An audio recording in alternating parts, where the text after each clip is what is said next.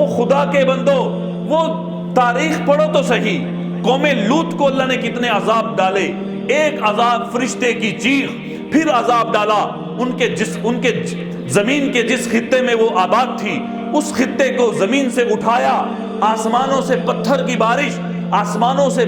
آگ کی بارش، پھر اس زمین کے خطے کو پلٹ کر اس کو فرشتوں کے ذریعے زمین کے اندر دھنسا دیا گیا۔ کیا کیا ایک جرم کی پاداش میں قوم لوط کا جو ستیہ ناش ہوا تھا، قوم لوط کو جو عذاب دیا گیا تھا، تاریخ کے اندر کبھی ایسا عذاب، اتنا خطرناک عذاب اور اتنا شدید عذاب کسی قوم کو نہیں دیا گیا جو قوم لوط کو دیا گیا تھا۔ تو تمہارے سامنے قوم لوط کے عذاب نہیں ہے کہ جو تم اس لواطت جیسے سنگین جرم کو جائز طریقے کے ساتھ آئین کے مطابق اس کو تم شروع کرنا چاہ رہے ہو اور پاکستان میں شروع کروانا چاہ رہے ہو۔